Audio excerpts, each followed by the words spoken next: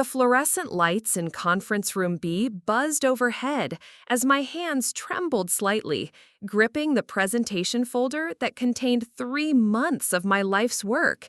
I never imagined that in the next 10 minutes, my entire world would flip upside down, and the woman who had made my life a living nightmare would be reduced to stuttering apologies. I'd love to know which corner of the globe you're watching from. And if this story speaks to you, make sure to subscribe. Tomorrow's video is one you absolutely can't miss. My name is Angelica Rodriguez, and 6 months ago, I thought landing a position at Morrison & Associates marketing firm in downtown Chicago was the break I'd been waiting for. The sleek glass building on Michigan Avenue looked like everything I'd dreamed of during my college years at Northwestern. Fresh out of my master's program in digital marketing, I was ready to prove myself in the corporate world. What I didn't expect was Patricia Vance. Patricia had been the regional marketing director for 8 years, and she ruled the fourth floor like her own personal kingdom. Standing at barely 5'2", she compensated for her small stature with an oversized personality and a voice that could cut through steel. Her perfectly styled blonde bob never moved, even during her most animated tirades, and her designer suits were always pressed to perfection. But behind those cold blue eyes was something that made my stomach churn every single day. From my very first week, Patricia made it clear that I was beneath her notice. While other new hires got proper onboarding and mentorship, I was thrown into the deep end with impossible deadlines and zero guidance. When I asked questions, she'd sigh dramatically and mutter about the quality of recent graduates these days. The office dynamics were toxic.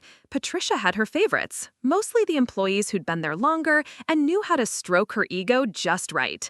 There was Jennifer Walsh from account management, who brought Patricia coffee every morning and laughed at her jokes that weren't funny. Then there was Marcus Coleman from creative, who always agreed with whatever Patricia said, even when it contradicted what he'd said 5 minutes earlier. But for those of us who didn't fall into her inner circle, work became a daily battle for survival. I remember the first time Patricia publicly humiliated me. It was during a client presentation for Harrison Electronics, a mid-sized company looking to revamp their digital presence. I'd spent weeks researching their target demographic and developing what I thought was a solid social media strategy. The client seemed engaged, nodding along as I walked through the campaign concepts. Patricia sat in the back corner, arms crossed, wearing that expression she reserved for things that disgusted her. The moment I finished, she stood up and walked to the front of the room. "I'm so sorry you had to sit through that amateur hour presentation. Angelica is still learning the ropes, clearly. Let me show you what a real marketing strategy looks like." She spent the next 20 minutes dismantling everything I'd prepared, replacing my carefully researched approach with generic templates she'd probably used a dozen times before. The clients left with her proposal, and I left with my confidence shattered. That pattern continued for months. Every project I touched somehow became evidence of my incompetence in Patricia's eyes. She'd assign me tasks with unclear instructions, then berate me when the results weren't what she'd envisioned. She'd schedule meetings during my lunch breaks, knowing I hadn't eaten all day. She'd CC the entire department on emails, pointing out minor mistakes, always with phrases like, "Attention to detail is crucial in this business," or "Perhaps additional training is needed." The worst part was how she'd smile while she did it. Not a genuine smile, but that tight, practiced expression that said she was enjoying every moment of making my life miserable. My coworkers weren't much help either. Most of them had learned to stay on Patricia's good side by keeping their heads down and avoiding association with her targets. A few expressed sympathy in private, but no one was willing to speak up during the public humiliations. The breaking point came 3 months into my employment. Morrison & Associates had landed their biggest client yet, Silverstone Industries, a tech startup that had just secured major funding and needed a complete brand overhaul. The account was worth more than any single project the firm had handled before. Patricia called an emergency meeting on a Friday afternoon, assembling the entire marketing team in Conference Room B. The room smelled like stale coffee and desperation, and the late afternoon sun streaming through the windows created harsh shadows across the long mahogany table. Silverstone Industries has given us an incredible opportunity, Patricia began, pacing at the head of the table like a general addressing troops. This project could define our next fiscal year, which means there's absolutely no room for error. She outlined the scope of work: comprehensive market research, brand identity development, digital marketing strategy, and a full campaign launch within 8 weeks. It was ambitious, even for our experienced team. I'll be personally overseeing every aspect of this project, she continued, which means I need my best people on point. Jennifer, you'll handle client relations. Marcus, you're leading creative development. She went around the table, assigning crucial roles to her trusted circle. My heart sank as I realized she was deliberately skipping over me. And Angelica, she finally said, turning those cold blue eyes in my direction, you'll be handling data entry and filing. We need someone to keep our paperwork organized. Data entry. After 6 months of watching me handle complex campaign strategies, client presentations, and market analysis, she was relegating me to clerical work on the most important project in the company's history? But I swallowed my pride and threw myself into the work anyway. While the rest of the team focused on their glamorous assignments, I dove deep into the research phase. I spent evenings and weekends analyzing Silverstone's competitors, studying industry trends, and identifying untapped market opportunities that everyone else had missed. What I discovered was fascinating. While the team was preparing to position Silverstone as another generic tech startup, the data showed a completely different story.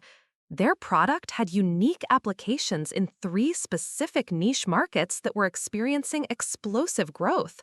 More importantly, their main competitors were completely ignoring these segments. I compiled everything into a comprehensive analysis, complete with market projections, demographic breakdowns, and strategic recommendations. It was some of the best work I'd ever produced, and I knew it could transform the entire campaign approach. The problem was getting anyone to listen to me. I tried approaching Marcus first, since creative strategy would be heavily impacted by my findings. He barely looked at the research before dismissing it. Patricia's already approved our direction, he said, not even bothering to look up from his computer. We're not changing course now. Jennifer was equally dismissive. The client liked our initial concepts. Why would we confuse things with new information?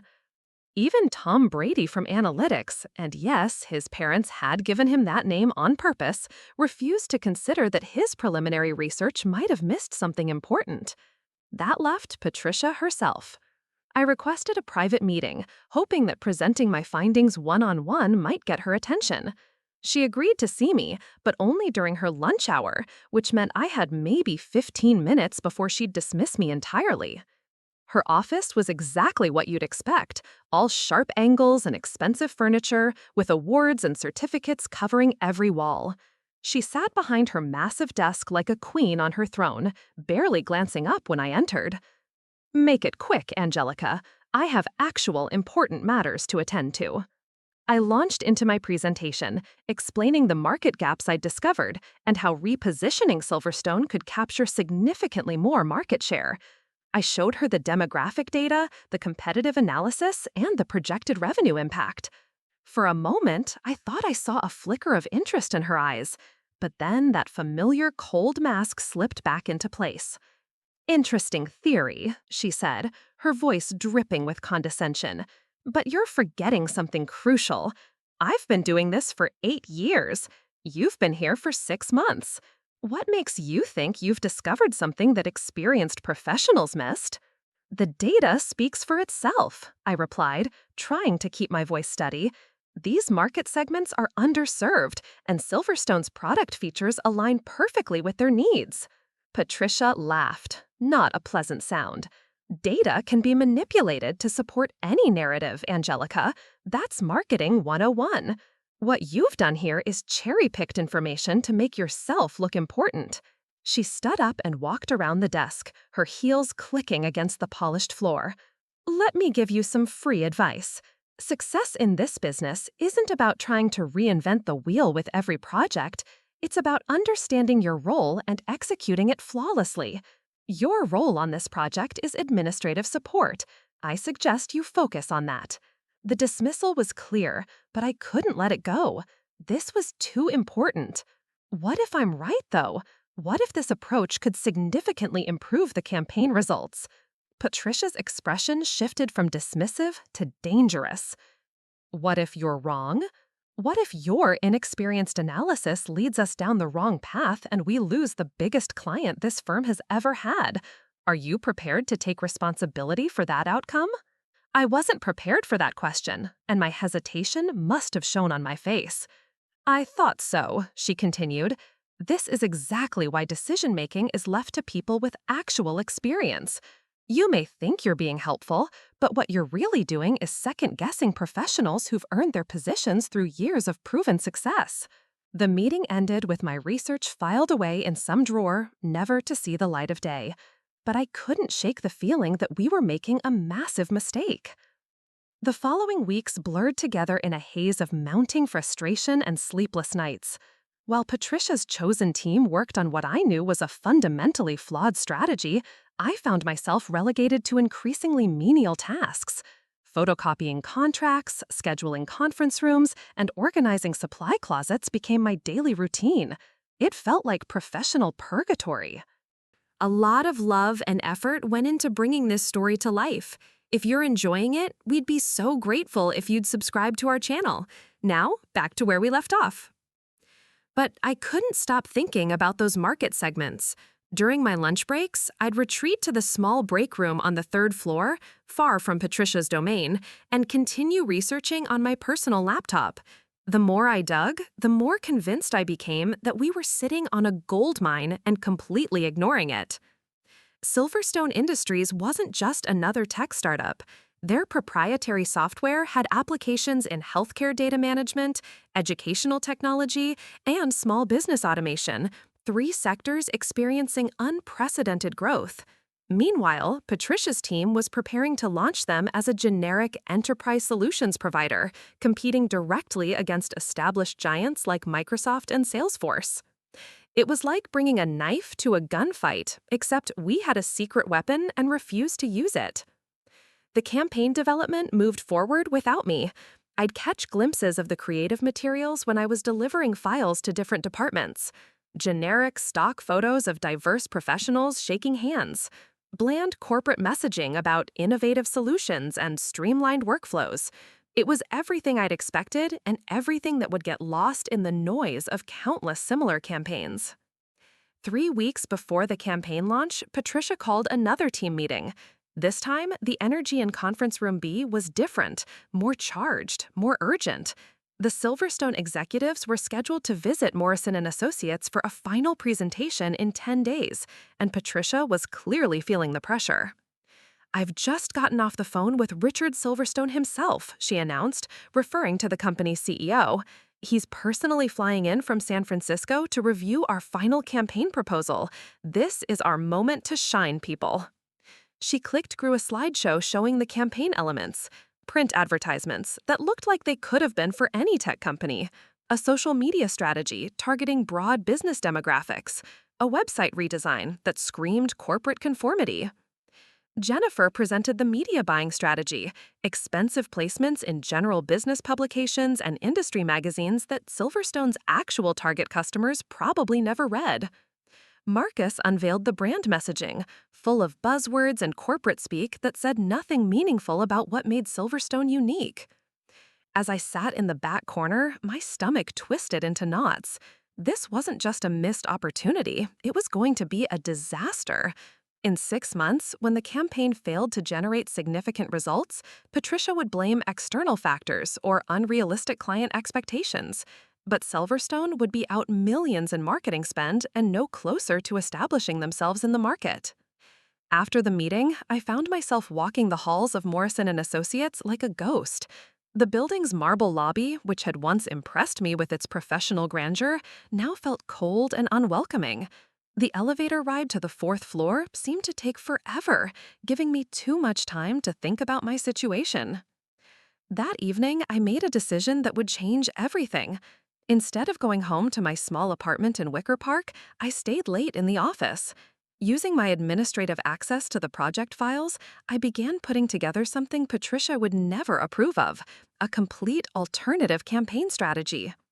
Working until nearly midnight, I crafted a presentation that told Silverstone's real story. Instead of generic enterprise messaging, I developed targeted approaches for each of the three niche markets I'd identified. Healthcare providers struggling with patient data organization, educational institutions looking for affordable administrative solutions, small businesses seeking automation tools that didn't require extensive IT infrastructure. For each segment, I created detailed buyer personas based on actual market research, not assumptions. I identified specific pain points, communication preferences, and decision-making processes. I even found case studies of similar companies that had successfully targeted these markets, proving the viability of the approach. The creative concepts I outlined weren't polished, I wasn't a graphic designer, but they were authentic. Instead of stock photos of generic business people, I proposed real testimonials from beta users in each target market. Instead of corporate jargon, I wrote messaging that spoke directly to the challenges these customers faced every day. By the time I finished, it was almost 2 a.m. My eyes burned from staring at the computer screen, and my back ached from hunching over the keyboard. But I had something Patricia's team didn't, a campaign that could actually work. The next morning brought an unexpected complication. Tom Brady from Analytics cornered me by the coffee machine, looking more serious than I'd ever seen him. "Angelica, I need to ask you something, and I need you to be completely honest with me." My heart rate spiked. Has anyone seen me working late? Did building security report my after-hours access? "The preliminary data from our focus groups came back yesterday," Tom continued, lowering his voice. "The response to our current campaign concepts is underwhelming. Generic was the word most participants used." He glanced around nervously before continuing. "I remember you mentioning some alternative market research a few weeks ago. Do you still have those findings?" The question caught me off guard. Tom had been one of the people who'd dismissed my research initially, and I'd assumed he was firmly in Patricia's camp. "Why are you asking?" I said carefully. "Because I'm starting to think we might be heading toward a major failure, and I don't want my name attached to it when everything falls apart." His honesty was refreshing, even if it was motivated by self-preservation rather than genuine collaboration. I told him I still had my research, and he suggested we meet off-site to discuss it properly. That afternoon, we found ourselves at a small coffee shop in Lincoln Park, far from anyone who might report back to Patricia. Tom reviewed my market analysis with the intensity of someone whose career depended on understanding every detail, which in his case, it probably did. "This is solid work, Angelica, really solid. Why didn't you present this more forcefully?" I explained my attempts to get the team's attention, the dismissive responses, and Patricia's final shutdown of any alternative approaches. Tom listened without interrupting, occasionally nodding in recognition. "Patricia's been protective of her authority lately," he said finally. "There have been rumors about budget cuts, and she's probably worried about looking weak or uncertain in front of senior management." This was new information. What kind of rumors? Nothing concrete, but there's talk about consolidating some departments, maybe eliminating redundant positions. Patricia's probably feeling like she needs a big win to secure her team's future. The irony was crushing. Patricia was so worried about appearing successful that she was guaranteeing failure, and she was dragging all of us down with her. "There might be a way to get this information to the right people," Tom said thoughtfully, "but it would have to be subtle. Patricia can't know it came from you, or she'll make sure you never work in marketing again." Over the next hour, we developed a plan. Tom would incorporate some of my demographic findings into his existing research, presenting them as additional insights that emerged during deeper analysis. It wasn't perfect, most of my work would remain uncredited, but it might be enough to influence the campaign direction. The plan fell apart within 48 hours. Patricia reviewed Tom's updated analysis and immediately became suspicious of the new data points. During a private meeting with him, she apparently grilled him about his sources and methodologies until he cracked under pressure and admitted to consulting with me. I found out about this betrayal, though I couldn't really blame Tom for protecting himself, when Patricia's assistant delivered a meeting request to my desk. The subject line read performance discussion, and the scheduled time was 4:30 p.m. on Friday. Anyone who'd worked in corporate America knew that Friday afternoon performance discussions were never good news. As the weekend approached, I prepared myself for the inevitable. Patricia was going to fire me, and there was nothing I could do about it.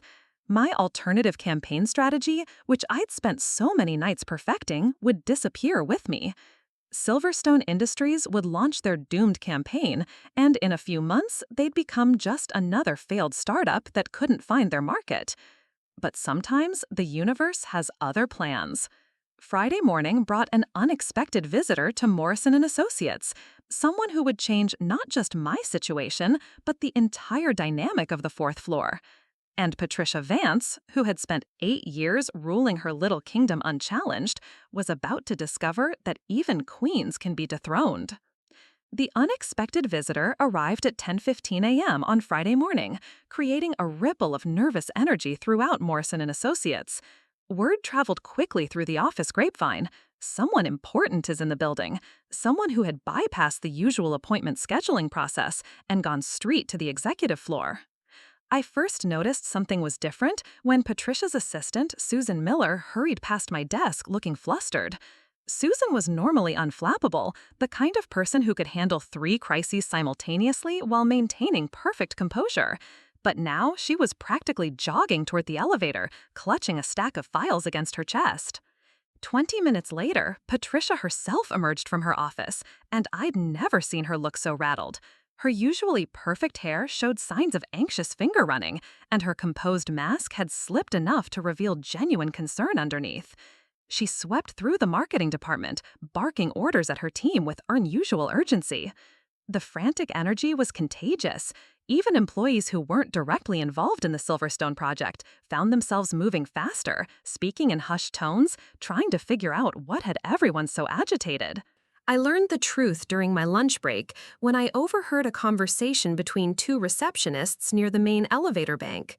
"Did you see who signed in this morning?" the younger one whispered. "David Morrison himself, the founding partner." "Wait, David Morrison? I thought he was retired."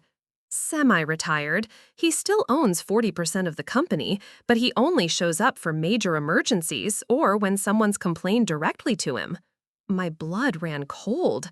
David Morrison was a legend in Chicago's marketing world, the man who'd built Morrison & Associates from a small boutique agency into one of the city's most respected firms. If he was making unscheduled visits, someone was in serious trouble. The afternoon brought even stranger developments. Instead of the usual casual Friday atmosphere, the office felt like a military base preparing for inspection. Patricia had disappeared into emergency meetings, leaving her team scrambling to perfect presentation materials that had supposedly been finalized weeks ago. Around 3 p.m., Susan Miller appeared at my desk with an expression I couldn't quite read. "Angelica, Mr. Morrison would like to see you in conference room A at 3:30. The words hit me like a physical blow. Conference room A was the formal presentation space reserved for major client meetings and board discussions. It was also where terminations of senior staff typically took place, private enough for difficult conversations, but impressive enough to maintain the company's professional image. I spent the next 25 minutes in a state of controlled panic. My performance review with Patricia wasn't scheduled until 4:30, but apparently David Morrison wanted to handle my dismissal personally. Maybe my late-night research had triggered security concerns. Maybe Patricia had convinced him that I was some kind of corporate saboteur. As I walked toward conference room A, my legs felt unsteady. The hallway seemed longer than usual, lined with framed awards and company milestones that now felt like tombstones marking the end of my brief marketing career. I knocked softly on the door and heard a voice call out, "Come in." Conference room A was even more intimidating than I'd imagined. The mahogany table could seat 20 people, and floor-to-ceiling windows offered a panoramic view of downtown Chicago. David Morrison sat at the head of the table, a distinguished man in his early 60s with silver hair and intelligent gray eyes behind wire-rimmed glasses. But he wasn't alone. Patricia sat to his right, looking smaller than I'd ever seen her. Her usual commanding presence seemed diminished, and she avoided making eye contact with me as I entered the room. To Morrison's left sat a man I didn't recognize. Younger, maybe mid-40s, wearing an expensive suit that screamed executive authority. His dark hair was perfectly styled, and his sharp blue eyes assessed me with the intensity of someone accustomed to making quick, important decisions. "Miss Rodriguez," David Morrison said, gesturing to a chair across from them, "please have a seat." I sat down carefully, my hands folded in my lap to hide their slight trembling. The silence stretched for several seconds before Morrison spoke again. "I understand you've been working on the Silverstone Industries account." "Yes, sir," I managed to say. "In an administrative capacity." He opened a folder in front of him and pulled out several pages that I recognized with shock. My alternative campaign strategy, the one I'd developed during those late nights in the office. "This is interesting work," he continued. "Thorough research, innovative targeting approach, solid strategic foundation. How long did it take you to put this together?" I glanced at Patricia, who was staring at her hands as if they held the secrets of the universe. "Several weeks, sir. I worked on it during my free time." The unidentified man leaned forward slightly. "Ms. Rodriguez, I'm Richard Silverstone, CEO of Silverstone Industries." My heart stopped. Richard Silverstone, the client, the person whose company was about to launch a campaign that I knew would fail spectacularly. "I received some concerning information about our marketing strategy yesterday," Silverstone continued. "A mutual business contact suggested that Morrison and Associates might be taking an overly generic approach to our brand positioning." He tapped the pages in front of Morrison. "When I expressed these concerns to Mr. Morrison, he conducted an internal review and discovered your analysis. I have to say, it's exactly the kind of strategic thinking we were hoping for when we hired this firm." The room felt like it was spinning. Richard Silverstone wasn't here to fire me. He was here because someone had told him about my work. But who? Morrison answered my unspoken question. "Tom Brady forwarded your research to our senior analytics team 2 days ago. When they reviewed it alongside our current campaign strategy, the discrepancy was significant. Significant enough that I felt obligated to examine the situation personally." Patricia finally looked up, her face pale, but her expression still defiant. "David, I can explain the decision-making process behind our current approach. We followed established best practices and industry standards." "Patricia," Morrison interrupted, gently but firmly, "industry standards that ignore clear market opportunities aren't best practices, they're missed opportunities." He turned back to me. "Ms. Rodriguez, can you walk us through your analysis? Specifically, how do you identify these niche market segments?" For the next 45 minutes, I presented my research in detail. I explained the demographic gaps in Silverstone's target markets, outlined the competitive landscape in each segment, and demonstrated how their product features aligned perfectly with unmet customer needs. Patricia sat silently throughout my presentation, her earlier defiance gradually giving way to something that looked like resignation.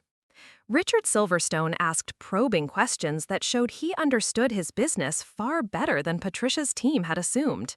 He was particularly interested in the small business automation segment, which represented the largest immediate opportunity. "The current campaign targets enterprise clients exclusively," he noted, "but according to your research, small businesses represent 60% of our potential market." "That's correct," I confirmed, "and they're significantly underserved by existing solutions. Most automation tools are either too complex or too expensive for businesses with fewer than 50 employees." Morrison nodded approvingly. "This is the kind of strategic insight our clients expect from Morrison and Associates. Patricia, can you explain why this analysis wasn't incorporated into our campaign strategy?" The question hung in the air like a sword waiting to fall. Patricia opened her mouth several times before managing to speak. "The timeline was aggressive, and we prioritized proven approaches over experimental strategies. Angelica's research, while thorough, represented a significant departure from our established methodology." "Established methodology," Morrison repeated slowly. Patricia, our established methodology is supposed to deliver optimal results for our clients, not comfortable familiarity for our team. Richard Silverstone leaned back in his chair, and for the first time since I'd entered the room, he smiled. Ms. Rodriguez, I have a proposition for you. Our campaign launch is scheduled for next month, but given this new strategic direction, we're going to need someone who truly understands our market positioning to oversee the implementation. My mouth went dry. I'm not sure I follow, Mr. Silverstone. I'd like you to serve as the primary account strategist for our campaign. Full authority over messaging, targeting, and creative direction, reporting directly to Mr. Morrison and myself. The silence in the room was deafening. Patricia's face had gone from pale to ashen, and her hands were gripped so tightly in her lap that her knuckles had turned white. Morrison cleared his throat. That's certainly possible to arrange. Patricia, I assume you have no objections to this temporary reassignment? The word temporary didn't fool anyone in the room. We all understood what was really happening. Patricia's authority over the Silverstone account was being transferred to someone she'd spent months trying to destroy. Patricia's silence stretched uncomfortably long. Her mouth opened and closed twice before she finally managed to speak, her voice strained and barely above a whisper. Of course not, David. Whatever's best for the client. But her eyes told a different story. Behind that forced compliance, I could see a mixture of rage, humiliation, and something that looked dangerously close to desperation. This wasn't just about losing control of a single project. This was about her entire professional identity crumbling in real time. Richard Silverstone seemed oblivious to the undercurrents of office politics swirling around the table. He was focused entirely on business results, which made his next statement even more devastating for Patricia. Excellent. Ms. Rodriguez, I'll need you to prepare a comprehensive implementation timeline for the revised strategy. Our board meeting is scheduled for next Friday, and I'd like to present the new approach then. Next Friday? Patricia interjected, her composure finally cracking. That's completely unrealistic. A strategic pivot of this magnitude requires weeks of preparation, focus group testing, creative development. Morrison raised his hand, cutting her off mid-sentence. Patricia, Ms. Rodriguez has already done the foundational work. What we need now is execution, not additional delay. The dismissal was surgical in its precision. Morrison hadn't raised his voice or shown any emotion, but the message was clear. Patricia's input was no longer valued or required. As the meeting concluded, I felt like I was experiencing someone else's life. 24 hours ago, I'd been preparing for my own termination. Now I was being handed the career opportunity I'd dreamed of since graduating college. Morrison shook my hand as we prepared to leave. Ms. Rodriguez, I'll have Susan schedule a meeting for Monday morning to discuss your new role and compensation adjustment. In the meantime, I suggest you start thinking about the team you'll need to execute this campaign. Team selection. Another knife twist for Patricia, who was realizing that not only had she lost control of the project, but I would now have the authority to choose which of her subordinates would work with me. As we filed out of Conference Room A, Patricia walked ahead of me with rigid posture, her heels clicking against the marble floor like a countdown timer. I could practically feel the fury radiating from her, and I knew the confrontation that had been building for months was about to explode. We made it exactly halfway down the corridor before she snapped. Angelica. Her voice was sharp enough to cut glass. A word. She veered toward a small conference room, typically used for phone interviews, and I followed reluctantly. The moment the door closed behind us, Patricia's carefully maintained professional facade shattered completely. 6 months, she hissed, whirling around to face me. 6 months of hand-holding, training, and patience, and this is how you repay me? By going behind my back to undermine everything I've built? I never went behind your back, I replied, trying to keep my voice steady. I presented my research to you directly. You chose to ignore it. Research. Patricia laughed, but there was no humor in the sound. You call spending your off hours playing detective and second-guessing experienced professionals research? What you did was insubordination, pure and simple.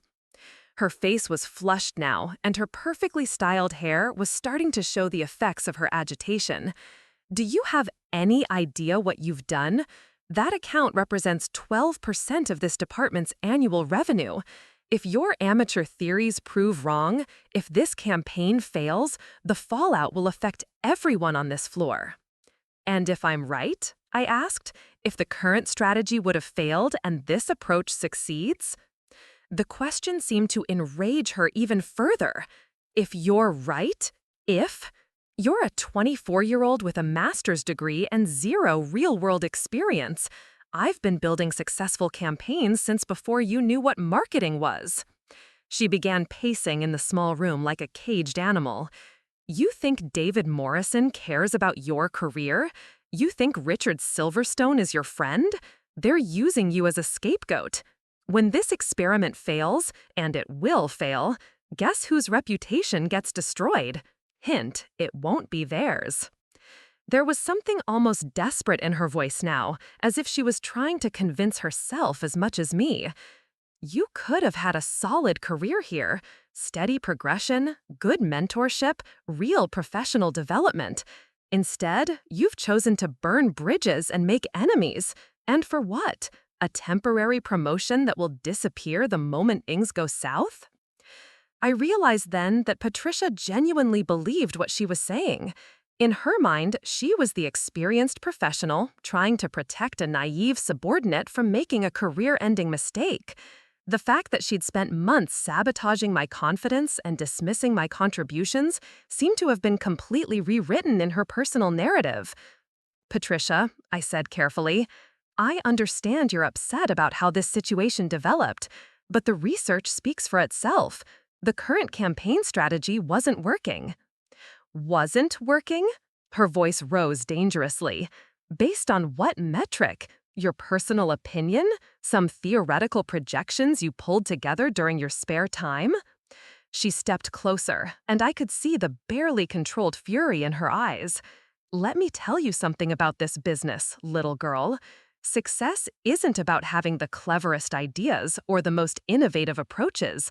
It's about understanding your place, following proven processes, and not overstepping your boundaries. The phrase little girl hit me like a slap. After months of professional humiliation, after having my work dismissed and my capabilities questioned, that condescending diminutive crystallized everything that was wrong with this toxic dynamic. My boundaries? I repeated, feeling my own anger finally surfacing. You mean the boundaries you set to keep me filing paperwork while real professionals handled important decisions? Patricia's face darkened. Those boundaries exist for good reasons. You don't have the experience, the judgment, or the professional maturity to handle strategic responsibility. What happened in that conference room was a fluke. Morrison got pressured by a nervous client and made a poor decision based on incomplete information. Incomplete information? I couldn't believe what I was hearing. Patricia, I spent 3 months analyzing market data while your team created generic campaigns based on assumptions. Assumptions? She was practically shouting now. 20 years of industry experience isn't an assumption, Angelica. It's expertise, something you clearly don't understand or respect. The small conference room felt suffocating, filled with months of accumulated tension and resentment. Patricia continued her tirade, her voice growing more shrill with each accusation. You think you're so smart, don't you? Coming in here fresh out of school with your theories and your research, acting like you've discovered something the rest of us missed. Well, congratulations. You've managed to fool some people temporarily. But reality has a way of reasserting itself. She paused, breathing heavily, before delivering what she clearly thought was her coup de grace. When this campaign fails, and mark my words, it will fail spectacularly, I'll make sure everyone knows exactly who was responsible. Your name will be attached to the biggest marketing disaster in Morrison & Associates history. You'll be lucky to find work at a small-town advertising agency after this. The threat hung in the air between us, and I realized this was Patricia's last desperate attempt to maintain control. If she couldn't stop my promotion, she could at least try to sabotage my confidence and ensure I'd approach the project with fear instead of determination. But something had changed in me during that conference room meeting. Seeing my work validated by David Morrison and Richard Silverstone had awakened a confidence I didn't know I possessed. For the first time in months, I felt like the professional I'd trained to become. "Patricia," I said quietly, "I understand you're frustrated. Change is difficult, especially when it happens quickly. But threatening me isn't going to change the situation or improve anyone's outcomes." My calm response seemed to infuriate her even more. "Don't patronize me, you arrogant little—" The conference room door opened suddenly, interrupting what was clearly about to become a much more personal attack. Jennifer Walsh stood in the doorway, looking uncomfortable but determined. "Sorry to interrupt," Jennifer said, "but David Morrison is looking for both of you. There's been a development with the Silverstone account." Patricia immediately tried to compose herself, smoothing her hair and adjusting her jacket. But the damage was done. Her loss of control had been witnessed, and in the corporate world, that kind of public breakdown was often fatal to one's authority. As we walked back toward the executive conference room, I wondered what new development could possibly top the drama of the past few hours. The answer, as it turned out, would make everything that had happened so far seem like a gentle warm-up for the main event. The development waiting for us in Conference Room A was unlike anything I could have anticipated. David Morrison sat at the head of the table with his laptop open, while Richard Silverstone paced near the windows with his phone pressed to his ear. The energy in the room was electric, charged with an excitement that seemed almost tangible. "Ah, there you are," Morrison said as we entered. "We've just received some extraordinary news." Patricia and I took our seats, though Patricia looked like she'd rather be anywhere else on Earth. Her earlier breakdown in the small conference room had left her looking disheveled despite her attempts to restore her appearance, and I noticed her hands trembling slightly as she folded them in her lap. Richard Silverstone ended his phone call and turned to address us, his face animated with an enthusiasm I hadn't seen before. "That was my head of business development calling from our San Francisco office," he began. "20 minutes ago, we received an acquisition inquiry from TechFlow Dynamics. They're offering $240 million for a complete buyout." The number hit the room like a physical force. $240 million. I tried to process what that meant while Patricia sat frozen beside me.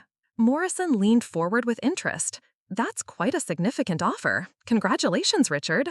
"Here's the fascinating part," Silverstone continued, his excitement building. "TechFlow's interest isn't based on our current market positioning or the enterprise-focused strategy your team developed. They specifically mentioned our potential in niche market segments: healthcare data management, educational technology, and small business automation." My blood ran cold. Those were the exact market segments from my research, the ones Patricia had dismissed as irrelevant experimental theories. "According to their preliminary analysis," Silverstone went on, "these segments represent a combined market opportunity of over $8 billion annually. They believe Silverstone Industries is perfectly positioned to capture significant market share in all three areas." Patricia's face had gone completely pale. She was clearly doing the same math I was. TechFlow Dynamics had independently validated everything I'd argued for months ago. Morrison pulled up something on his laptop and turned the screen toward us. "Richard shared TechFlow's market analysis with me. Their research methodology is remarkably similar to Ms. Rodriguez's approach, though obviously more extensive given their resources." The document on the screen was a professional analysis that could have been an expanded version of my own work. Charts showing demographic gaps, competitive landscapes, and growth projections that aligned almost perfectly with my findings. "The timing is particularly interesting," Morrison continued. "If we proceed with Ms. Rodriguez's campaign strategy, we'll be positioning Silverstone exactly where TechFlow expects them to be most valuable. A successful campaign launch could potentially increase the acquisition value significantly." Richard Silverstone nodded enthusiastically. "That's exactly what I'm thinking. TechFlow's offer is impressive, but it's based on potential rather than proven market performance.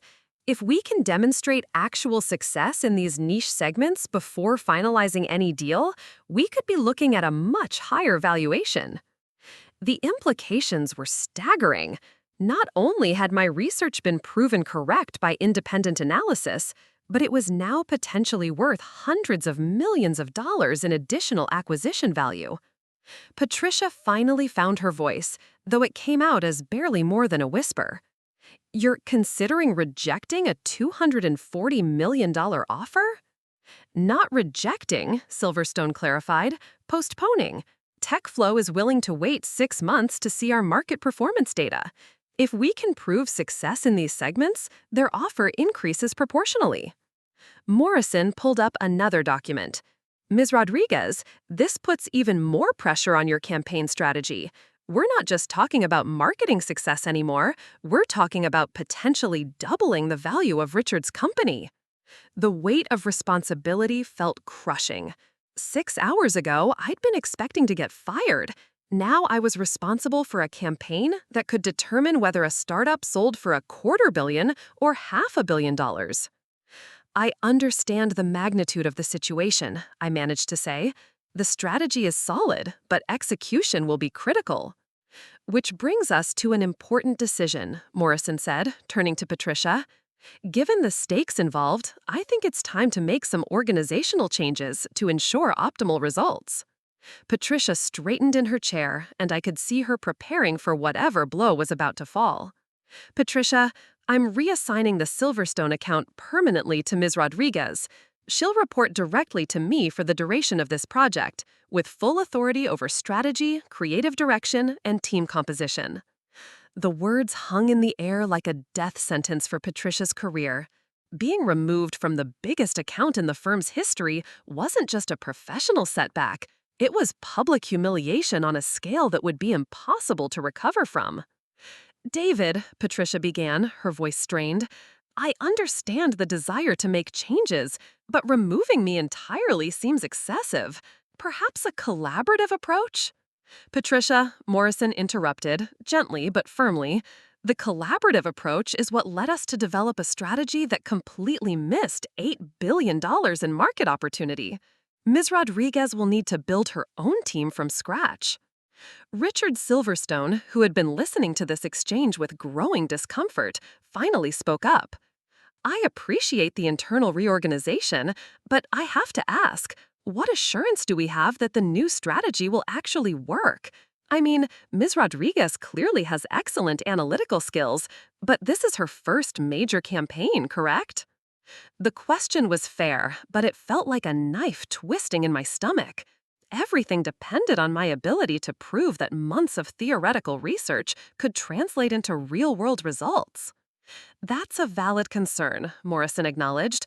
Ms. Rodriguez, how do you propose we validate your strategy before committing fully?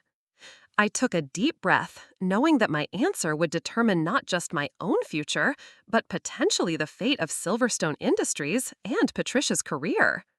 We run a pilot campaign, I said. Take one market segment, I'd recommend small business automation since it has the fastest feedback cycle, and execute a targeted 6-week test. Measure engagement, conversion rates, and cost per acquisition against industry benchmarks. Silverstone looked intrigued. How quickly could you set that up? 2 weeks for creative development and media buying, then 6 weeks for data collection. We'd have concrete performance metrics within 2 months. And if the pilot fails? Patricia asked, her voice carrying a mixture of hope and dread. I met her gaze directly. If the pilot fails to meet predetermined success metrics, we revert to the original strategy, and I accept full responsibility for the delay and additional costs. The room fell silent as everyone considered the implications. I was essentially betting my entire career on the accuracy of my research and my ability to execute a successful campaign. Morrison nodded slowly. That seems like a reasonable approach. Richard, what are your thoughts? I like it, Silverstone said. It minimizes risk while giving us concrete data to make informed decisions. Plus, TechFlow would probably view successful pilot results as even stronger validation of market potential. Patricia made one last desperate attempt to insert herself into the process. David, I'd like to volunteer to oversee the pilot implementation. My experience with campaign execution could be valuable. Patricia, Morrison said, his tone leaving no room for argument. I think it's best if you focus on other accounts while Ms. Rodriguez handles Silverstone. We'll need someone to take over the Henderson Group project, and they've been requesting more senior attention. It was a polite way of saying she was being demoted to handling smaller, less prestigious clients. Everyone in the room understood the subtext. Patricia's days as regional marketing director were numbered. As the meeting concluded, I felt simultaneously exhilarated and terrified. In the span of a few hours, I'd gone from near termination to being responsible for the most important project in the firm's history. The pilot campaign would either establish me as a rising star in the marketing world or destroy my career before it truly began. But as I watched Patricia gather her things with shaking hands, her face a mask of barely controlled devastation, I realized that my success would come at the cost of someone else's professional destruction. And despite everything she'd put me through, I couldn't help feeling a flicker of sympathy for what she was experiencing. That sympathy, however, was about to be tested in ways I never could have imagined. The weekend that followed was a blur of strategic planning and team building. Morrison had given me carte blanche to assemble my pilot campaign team, which meant I could finally work with people who shared my vision instead of fighting against institutional resistance. My first hire was completely unexpected, Tom Brady from Analytics. Despite his earlier betrayal of my confidence to Patricia, I understood his motivations and respected his technical skills. When I offered him the lead analytics role for the pilot, his relief was palpable. "Angelica, I owe you an apology," he said during our Monday morning meeting. "I should have supported your research from the beginning instead of trying to play it safe." "Water under the bridge," I replied. "Right now, I need someone who understands data modeling and can track conversion metrics in real time. Are you up for that?" His enthusiasm was infectious. For the first time since I'd known him, Tom seemed genuinely excited about a project instead of just trying to avoid making mistakes. My second team member came from an unexpected source, Marcus Coleman from Creative. I'd assumed he was firmly in Patricia's camp, but when I approached him about developing visuals for the small business automation segment, his response surprised me. "Finally," he said, leaning back in his chair with a grin, "do you know how tired I was of creating generic corporate imagery? Small businesses have personality, character, real stories to tell. This is the kind of creative challenge I've been waiting for." Within 48 hours, Marcus had developed preliminary creative concepts that were unlike anything Morrison and Associates had produced before. Instead of sterile stock photography, he proposed using real small business owners telling their actual automation stories. Instead of corporate jargon, the messaging spoke directly to the daily frustrations entrepreneurs faced. The third team member was my biggest gamble, Sarah Chen, a junior account coordinator who'd only been with the firm for 3 months. But she had something the senior staff lacked: genuine enthusiasm for small business marketing and a background working in her family's restaurant before joining Morrison and Associates. "I know exactly what these business owners go through," Sarah told me during her interview. "My parents spent every weekend doing inventory by hand and reconciling receipts because they couldn't afford expensive software. If Silverstone's product can really simplify that process, we need to show them how, not just tell them." By Wednesday, my team was assembled and working with an energy that felt electric. We'd commandeered a small conference room on the 3rd floor, far from Patricia's territory, and transformed it into our campaign headquarters. Whiteboards covered the walls with customer journey maps, messaging frameworks, and creative concepts. The pilot campaign targeted small business owners in 3 specific sectors: independent restaurants, boutique retail stores, and professional service firms like accounting practices and law offices. Each sector had distinct pain points that Silverstone software could address, and we developed tailored messaging for each audience. But Patricia wasn't going quietly. Thursday morning brought the first sign of active sabotage. Sarah arrived at the office to find that her computer access had been suspended due to security concerns. When she called IT, they explained that someone had reported suspicious after-hours activity on her account. "That's ridiculous," Sarah said, clearly frustrated. "I was here until 9 p.m. working on media buying research, but I logged everything properly." Tom experienced similar issues when his analytics software licenses were suddenly under review for cost optimization. Marcus found that his access to the creative asset library had been restricted pending project authorization updates. The pattern was clear. Someone was using administrative channels to interfere with our work. The timing was too convenient and the targeting too precise to be coincidental. I decided to address the problem directly. Patricia's office felt different when I knocked on her door Thursday afternoon. The awards and certificates that had once seemed intimidating now looked like museum pieces from a bygone era. She was sitting behind her desk reviewing what appeared to be personnel files, and she didn't look up when I entered. Patricia, we need to talk about the access issues my team is experiencing. She finally raised her eyes, and what I saw there was chilling. Gone was the desperate fury from our confrontation earlier in the week. In its place was a cold calculation that suggested she'd moved beyond emotional reactions into strategic warfare. "I'm not sure what you're referring to," she said with perfect composure.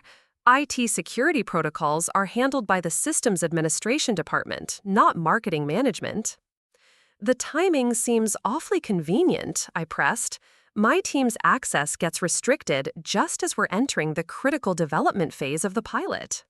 Patricia leaned back in her chair, her expression almost amused. "Angelica, you're suffering from what psychologists call paranoid attribution. When people experience rapid career advancement, they sometimes develop an inflated sense of their own importance and begin seeing conspiracies where none exist." The clinical detachment in her voice was more unsettling than her earlier emotional outburst. This wasn't the behavior of someone who'd been defeated. This was someone who'd regrouped and was preparing for a more sophisticated attack.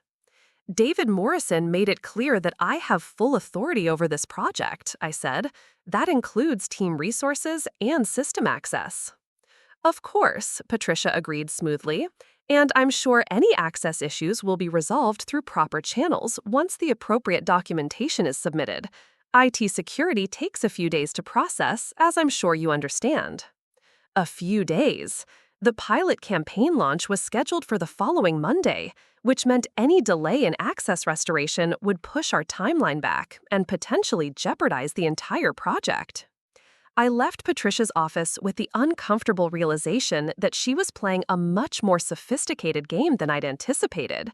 Instead of direct confrontation, she was using bureaucratic processes and administrative procedures to sabotage our work while maintaining plausible deniability. But I'd underestimated my own team's resourcefulness. That evening, as we worked late trying to resolve the access issues, Marcus made a suggestion that changed everything. "What if we bypass the internal systems entirely?" he proposed. "I've got licenses for creative software on my personal laptop, and there are cloud-based analytics platforms that could handle our data tracking needs." Tom looked up from his computer with excitement. That could actually work. We could set up a completely independent workflow using external tools and platforms. Sarah was already researching media buying options. "I've got contacts at 3 different digital advertising agencies from my previous job. They could handle placement and optimization without going through Morrison's usual vendors." What emerged over the next 48 hours was something unprecedented in Morrison & Associates history, a completely autonomous campaign development process that operated independently of the firm's traditional infrastructure. We worked from coffee shops and Sarah's apartment, collaborating through shared documents and video calls. Marcus produced creative assets using his personal equipment. Tom built tracking dashboards using cloud-based analytics tools. Sarah negotiated media placements directly with advertising platforms. By Sunday evening, we had something remarkable, a fully functional pilot campaign ready for launch, developed entirely outside the corporate systems that Patricia had tried to use against us. But our independence came with a price. Since we'd bypassed Morrison's traditional approval processes, we were operating without the usual safety nets and quality control mechanisms. If the campaign failed, there would be no institutional blame sharing or bureaucratic cover. The success or failure would rest entirely on our shoulders. Monday morning arrived with a tension that seemed to permeate the entire 4th floor. Word had spread throughout the office about our unconventional development process, And employees were divided between those who admired our resourcefulness and those who saw us as reckless rebels threatening established protocols. Patricia arrived at the office earlier than usual, impeccably dressed and radiating the confident authority of someone who believed they held the winning cards. She spent the morning moving through the department, having quiet conversations with senior staff members, and subtly reinforcing her narrative about inexperienced employees taking dangerous risks. At 10 a.m., our pilot campaign went live. The first hour brought modest but encouraging results. Small business owners were clicking on our advertisements at rates significantly higher than industry averages. The messaging resonated, the creative assets drew attention, and the landing page conversions looked promising. By noon, we had enough data to know we were onto something significant. The engagement rates were exceeding our most optimistic projections, and the cost per click was coming in well below our budgeted targets. But Patricia wasn't finished with us yet. At 2 p.m., she made her final, most devastating move, one that would either destroy my team completely or backfire in spectacular fashion. At exactly 2:07 p.m., Patricia walked into our makeshift headquarters, carrying a manila folder and wearing the kind of smile that made my stomach drop. Behind her followed two people I didn't recognize, a stern-looking woman in a navy business suit and a man with a briefcase who screamed corporate attorney. "Angelica," Patricia said, her voice dripping with false sweetness, "I'd like you to meet Linda Harrison from Corporate Compliance and James Mitchell from our legal department." The room fell silent. Tom stopped typing mid-sentence, Marcus looked up from his creative mock-ups, and Sarah's phone call with a media vendor came to an abrupt halt. Linda Harrison stepped forward, consulting a tablet in her hands. "Miss Rodriguez, we've received reports of unauthorized use of external platforms and potential client data security breaches related to the Silverstone Industries account." My blood ran cold. "I'm sorry, what?" James Mitchell opened his briefcase and pulled out several official-looking documents. Morrison & Associates has strict protocols regarding client data protection and approved vendor usage. Any campaign materials or client information must be processed through company-approved systems and security-cleared vendors. "But we have full authority over this project," I protested. "David Morrison specifically granted me autonomy to execute this pilot campaign." Patricia's smile widened. "Autonomy within established legal and security frameworks, of course. No one has the authority to bypass data protection protocols, regardless of their project responsibilities." Linda Harrison began reading from her tablet. "Specifically, we've identified the use of unauthorized cloud analytics platforms, unlicensed creative software, and third-party advertising vendors that haven't undergone our standard security vetting process." The trap was masterful in its simplicity. Patricia had used our independence against us, turning our resourceful workaround into a compliance violation that could shut down the entire pilot campaign. "These are standard industry platforms," Tom interjected desperately. "Google Analytics, Adobe Creative Suite, Facebook Business Manager, every marketing agency in the country uses these tools." "Not with Morrison & Associates client data," James Mitchell replied curtly. "Our enterprise contracts specifically require that all client information remain within approved systems. What you've done constitutes a potential breach of our data security obligations." Sarah stood up, her face flushed with anger. "This is ridiculous. We're talking about anonymous demographic data and generic creative assets. There's no sensitive information involved." "That determination isn't yours to make," Linda Harrison said coldly. "Compliance violations of this magnitude typically result in immediate project suspension and disciplinary action for all involved personnel." Patricia was practically glowing with triumph. She'd found a way to destroy our pilot campaign while maintaining complete innocence. She was simply enforcing company policy and protecting client data security. "However," Linda continued, and I caught a slight hesitation in her voice, "before we proceed with formal disciplinary action, we'll need to conduct a thorough investigation of all systems and data handling procedures." "How long would that investigation take?" I asked, though I already dreaded the answer. Standard protocol requires a minimum of 2 weeks for a comprehensive compliance review, James Mitchell replied, during which time all related campaign activities would need to be suspended. 2 weeks? The pilot campaign that had been showing such promising results would be dead in the water, our momentum completely destroyed. By the time any investigation concluded, Richard Silverstone would have moved on to other options. TechFlow Dynamics would have withdrawn their acquisition interest, and my career would be over. Patricia couldn't resist twisting the knife. I'm truly sorry this situation developed, Angelica. If you'd followed established procedures from the beginning, none of this would have been necessary. That's when the conference room door opened and David Morrison walked in. The change in atmosphere was immediate and electric. Linda Harrison straightened her posture, James Mitchell quickly closed his briefcase, and Patricia's triumphant expression flickered with uncertainty. "What's going on here?" Morrison asked, his voice carrying the quiet authority that came with owning 40% of the company. Linda Harrison spoke first, launching into a detailed explanation of the compliance concerns and security violations. Morrison listened without interruption, his expression growing more thoughtful with each detail. When she finished, Morrison turned to Patricia. "And you reported these concerns when exactly?"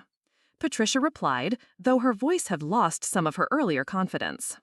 Morrison nodded slowly, then pulled out his phone. "Linda, before we proceed with any investigation, I'd like you to speak with Richard Silverstone directly. He should be aware of any potential security concerns involving his company's data." He dialed a number and put the call on speaker. Richard Silverstone answered on the second ring. "David, perfect timing. I was just about to call you with some incredible news about the pilot campaign." Morrison's eyes never left Patricia's face. "Richard, before we discuss results, I need to address a potential security concern. Our compliance team has raised questions about the data handling procedures for your campaign." "Data handling?" Silverstone sounded confused. "What kind of concerns?" Linda Harrison stepped forward to explain the situation, detailing the unauthorized platforms and potential security breaches. When she finished, there was a long pause before Silverstone responded. "I'm sorry, but I think there's been a misunderstanding. I personally approved all the platforms and vendors Angelica's team is using. In fact, I specifically requested that they use external systems." The room went dead silent. Patricia's face had gone completely white. Silverstone continued, his voice carrying a note of irritation. "When I learned about the administrative delays affecting the campaign development, I told Angelica directly that she should use whatever tools necessary to maintain our timeline. I even provided written authorization for external vendor usage." The room went dead silent. Patricia's face had gone completely white. Silverstone continued, his voice carrying a note of irritation. "When I learned about the administrative delays affecting the campaign development, I told Angelica directly that she should use whatever tools necessary to maintain our timeline. I even provided written authorization for external vendor usage." The room went dead silent. Patricia's face had gone completely white. Silverstone continued, his voice carrying a note of irritation.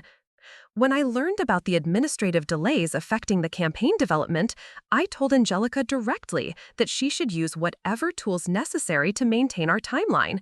I even provided written authorization for external vendor usage." Morrison looked at me with raised eyebrows. "Is this accurate, Ms. Rodriguez?" I pulled out my phone and showed him the email thread with Richard Silverstone, including his explicit approval for our independent development approach. He was concerned about the delays and wanted to ensure we could launch on schedule. Linda Harrison looked genuinely confused. "We weren't provided with any client authorization for external platform usage." "Because," Patricia said quietly, her voice barely audible, "I wasn't aware that such authorization existed." The implications hung in the air like a death sentence. Patricia had initiated a compliance investigation without checking whether the client had approved our procedures. She'd been so focused on sabotaging our campaign that she'd failed to do basic due diligence. Morrison's expression was calm, but I could see the storm brewing behind his eyes. Richard, since you've approved these procedures, I assume there are no actual security concerns from your perspective. None whatsoever, Silverstone replied firmly. In fact, I'm calling because the preliminary results are extraordinary. The pilot campaign is generating leads at 3 times the rate of our previous marketing efforts, and the cost per acquisition is 60% below industry standards. He paused, and when he continued, his excitement was unmistakable. David, this isn't just a successful pilot, this is proof that your team has developed something revolutionary. TechFlow Dynamics is already asking for detailed performance metrics, and there's talk of increasing their acquisition offer based on these results. Patricia sank into a chair, the weight of her miscalculation finally hitting her. She'd tried to destroy a campaign that was not only legally compliant, but wildly successful, potentially costing the firm millions in increased acquisition value. Morrison thanked Silverstone and ended the call, before turning to address the room. Linda, James, thank you for your diligence, but it appears this investigation is unnecessary. Miss Rodriguez's team was operating with full client authorization. He then turned to Patricia, and his voice carried a finality that chilled the air. Patricia, I'd like to see you in my office immediately. As the compliance team filed out, and Patricia walked toward what was clearly going to be her final meeting as regional marketing director, Morrison approached me with something resembling admiration. Miss Rodriguez, exceptional work under extraordinary circumstances. The results speak for themselves, but more importantly, you've demonstrated the kind of innovative thinking and leadership that Morrison and Associates needs for the future. He paused, studying my face carefully. I'd like to discuss a more permanent role change with you. The regional marketing director has an appealing ring to it, don't you think? 6 months ago, I'd walked into Morrison and Associates as a nervous graduate, hoping to prove myself worthy of an entry-level position. Now, I was being offered the executive role that Patricia had spent 8 years building and losing in a single afternoon. As Morrison left to handle Patricia's termination, I looked around our makeshift headquarters at the team that had made this impossible victory possible. Tom was grinning while updating our success metrics in real time. Marcus was already sketching concepts for the full campaign rollout. Sarah was fielding congratulatory calls from the media vendors who'd taken a chance on our unconventional approach. The Silverstone Industries pilot campaign continued running for 6 more weeks, ultimately generating results that exceeded every projection. TechFlow Dynamics increased their acquisition offer to $420 million, citing the proven market performance in niche segments as justification for the higher valuation. Richard Silverstone accepted the offer, crediting Morrison and Associates with strategic insights that had literally doubled his company's value. The success story became a case study taught at Northwestern's business school, though they never mentioned the toxic boss who'd nearly prevented it from happening. Patricia cleaned out her office that same afternoon and left Morrison and Associates without speaking to anyone. I heard later that she'd taken a position with a smaller firm in Milwaukee, where her 8 years of experience were apparently still valued, despite her spectacular final failure. As for me, I spent the following months building a marketing department that prioritized innovative thinking over rigid hierarchy, where junior employees' insights were valued alongside senior experience, and where success was measured by results rather than politics. Sometimes I wonder what would have happened if Patricia had simply listened to my research that first time. We could have been collaborators instead of adversaries, and her career might have ended very differently. But then I remember her standing in that small conference room, calling me a little girl and threatening to destroy my reputation, and I realized that some people are so invested in maintaining power that they'll destroy themselves rather than share success. The lesson I learned that day wasn't just about marketing strategy or workplace politics. It was about the importance of standing up for your convictions, even when everyone around you says you're wrong. Sometimes the most junior person in the room has the best ideas, and sometimes the most experienced person is the one who needs to learn something new. And sometimes the universe has a way of ensuring that talent rises to the surface, no matter how many obstacles are placed in its path. Looking for more? We've got 2 amazing stories right on screen. If this one touched you, these are absolutely worth your time. Click to watch them now. And hey, subscribe and hit that bell to never miss our latest uploads.